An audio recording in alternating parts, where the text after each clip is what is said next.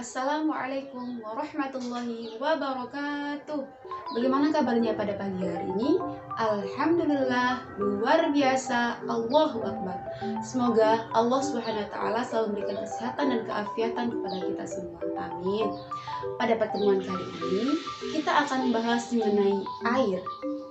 Air adalah salah satu komponen yang sangat penting bagi kehidupan makhluk hidup, tak terkecuali oleh manusia. Banyak sekali ragam kebutuhan air bagi manusia, diantaranya untuk minum, mandi, mencuci pakaian, pertanian, dan lain sebagainya. Oleh karena itu, sudah sepatutnya kita bersyukur pada Allah Subhanahu wa taala karena telah menyediakan air di bumi ini. Mengapa air selalu tersedia di bumi? Air selalu tersedia di bumi karena adanya siklus air. Nah, pada pertemuan kali ini kita akan membahas mengenai siklus air dan adapun tujuan pembelajaran kita diantaranya pertama mengetahui pengertian siklus air, yang kedua mengetahui bagaimana tahapan-tahapan siklus air, yang ketiga mengetahui apa saja macam-macam siklus air. Apa sih yang dimaksud dengan siklus air? Siklus air adalah perputaran air secara terus-menerus dari bumi ke atmosfer, lalu kembali lagi ke bumi.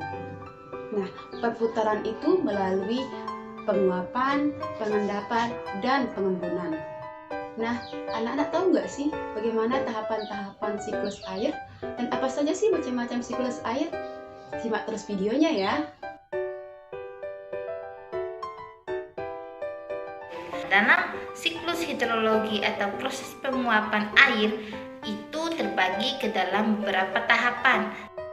Nah, tahapan pertama dalam penguapan itu terbagi menjadi dua macam. Yang pertama, penguapan pada permukaan air atau biasa disebut dengan evaporasi, dan penguapan pada tumbuhan melalui stomata yang disebut dengan transpirasi. Proses penggabungan tahap evaporasi dan tahap transpirasi biasa disebut dengan tahap evapotranspirasi. Protranspirasi ini memiliki pengaruh yang sangat penting dalam jumlah air yang terangkut pada siklus hidrologi. Air yang menguap tersebut selanjutnya akan berubah menjadi sebuah partikel es yang sangat kecil. Proses terjadinya partikel es yang sangat kecil ini dipengaruhi oleh suhu dingin yang terjadi pada atmosfer bagian atas. Selanjutnya, partikel es ini akan berubah menjadi awan. Semakin banyak partikel esnya, maka awan akan berwarna hitam atau semakin hitam. Nah, tahap ini disebut dengan tahap kondensasi. Setelah terjadinya tahap kondensasi tadi, selanjutnya awan akan mengalami perpindahan tempat dari lautan menuju daratan dan begitu pun sebaliknya. Perpindahan awan dari satu titik ke titik lain terjadi dalam satu horizontal. Penyebab dari perpindahan awan ini sendiri karena adanya tekanan udara atau angin yang biasa disebut dengan adveksi. Awan kemudian akan mencair karena ia tidak mampu menampung kandungan air yang di dalamnya. Bila dia mengeluarkan kandungan air yang di dalamnya, akan terjadi hujan di atmosfer ke permukaan bumi. Jika suhu sekitar kurang dari 0 derajat Celcius, maka akan terjadi hujan es atau hujan salju. Air hujan yang turun di permukaan bergerak dari daerah yang lebih tinggi menuju ke daerah yang lebih rendah dari sebelumnya melalui berbagai saluran-saluran, di antaranya sungai, got, laut, dan samudra.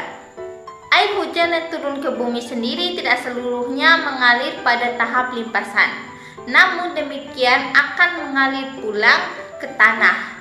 Proses perembesan air ke pori-pori tanah inilah yang kemudian masuk lebih jauh ke dalam lapisan-lapisan tanah sehingga membuat air bergerak secara vertikal karena adanya gravitasi, sehingga membuat air bergerak semakin ke bawah, lapisan demi lapisan sampai ke titik jenuh di mana air berkumpul di bawah tanah menjadi air, atau air tersebut dapat meresap langsung ke lautan.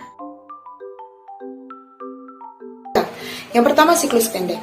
Dimulai dari air laut, ia mengalami proses penguapan atau evaporasi. Uap tersebut kemudian akan mengalami proses kondensasi hingga akhirnya terbentuk awan yang mengandung air laut.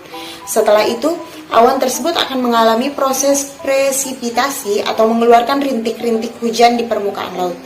Yang kedua, siklus sedang. Sama halnya dengan siklus pendek, siklus sedang juga diawali dengan air laut yang menguap menjadi uap air. Uap air tersebut kemudian mengalami proses kondensasi hingga akhirnya menjadi awan. Awan akan terbawa angin menuju daratan dan terjadi proses presipitasi. Kemudian yang terakhir, siklus panjang. Diawali dengan proses penguapan air, kemudian uap tersebut akan mengalami proses evaporasi, transpirasi, dan sebagian kecil uap masuk ke atmosfer melalui sublimasi, yaitu secara langsung air berubah dari padat dalam bentuk es atau salju menjadi gas. Kemudian, awan tersebut akan bergerak dibawa oleh angin menuju ke tempat yang relatif lebih dingin dan akan mengalami proses presipitasi atau turunnya hujan dalam bentuk hujan es atau hujan salju. Salju-salju tersebut akan menumpuk dan membentuk glaster yang kemudian glaster tersebut akan mencair dan mengalir melalui perairan darat menuju air permukaan air yang jatuh ke bumi berkumpul di sungai atau danau. Air tersebut jatuh ke lapisan batuan berpori dan sebagian besar mengalir kembali ke arah lautan. Ya, Masya Allah, telah sama-sama kita dengarkan sebelumnya terkait dengan penjelasan singkat mengenai siklus air, mulai dari pengertian siklus air, kemudian tahap-tahapan siklus air, dan macam-macam siklus air. Nah, untuk membantu teman-teman agar lebih mudah untuk mengingat dari tahapan siklus air ini, bisa menggunakan lagu seperti ini. Penguapan itu evaporasi, menjadi awan itu kondensasi, air turun ke bumi itu presipitasi, air diserap tanah infiltrasi. Nah, semoga dengan lagu tersebut dapat membantu teman-teman untuk lebih mudah mengingat terjadinya siklus air.